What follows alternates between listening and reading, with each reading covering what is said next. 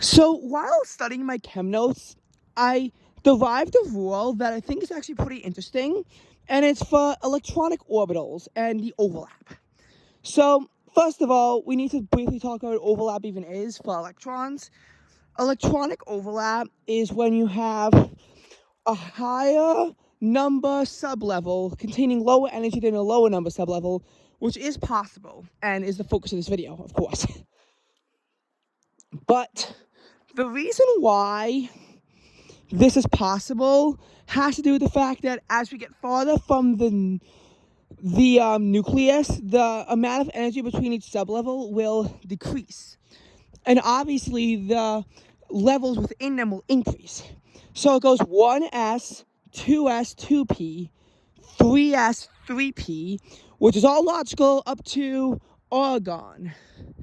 Argon, though, is the last element where it makes sense.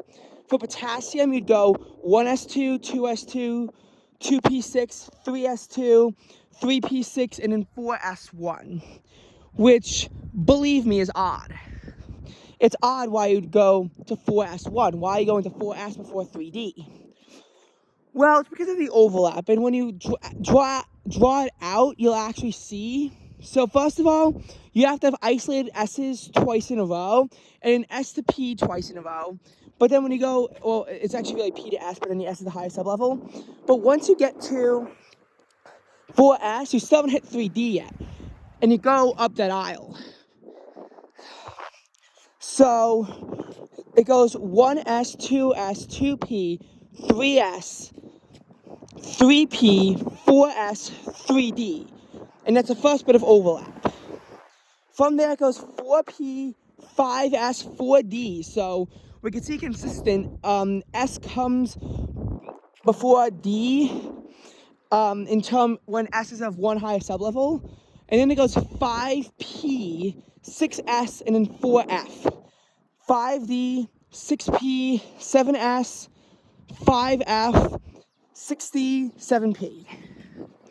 So, in case you're wondering what the highest element's electronic configuration is, argoniston, it's 1s2, 2s2, 2p6, 3s2, 3p6, 4s2, 3d10, 4p6, 5s2, 4d10, 5p6, 6s2, 4f14, 5d10, 6p6, 7s2, 5f14, 6d10, 7p6. I hope I got that right. Saying these things make me nervous because it's very easy to make a mistake once you have all these sublevels going on. It gets kind of crazy, actually. And that's the way it works. So here's the rule that I derived. So you will always have S of one higher sublevel than the D after it. Or at least that's how it starts off. It'll go 4S, 3D, 5S, 4D. But once you get to 6S, the next element will be the F of 2 sublevels of 4. So it'll go 6S, 4F, and then 7S, 5F. Now, then the D of one level after will come after the F. So go 6S, 4F, 5D, which by the way will not qualify as overlap because the 4F is before the 5D, and then it'll go 7S, 5F, 6D. That's how it's going to work. Now, as far as the P and the F goes, that's also going to be 2 before, but in a different direction. So P and D aren't going to have any overlap. Overlap only begins when you are 2 energy levels away. So like S to D or P to F. So in this case, yes, you'll always have the P, the S of one higher sublevel, and the F of 2 lower sublevels from the F, so 1 lower than the P. So like for example, it'll go 5P, 6S, 4F, and then it'll go 6P, 7S, 5F. That's how it's going to go. And now I can begin to see a bit of an order developing throughout here as well. I hope we can begin to identify the pattern that's going on. And then the P and D will be equal on either end of the S and F being 2 apart. And this means that, of course, if they're 3 apart, you'll have this double overlap thing. That's between the S and the F.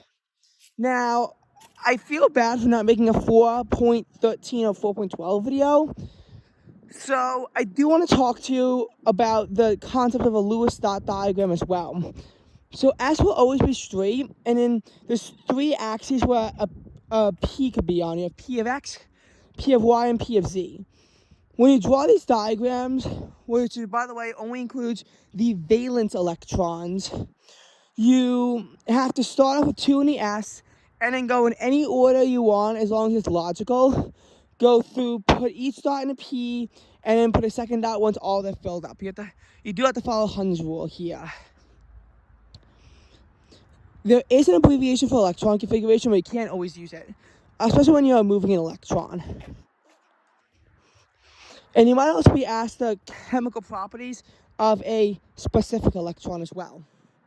That's kind of all I wanted to make this video on. So I hope that you, at the very least, found it somewhat useful.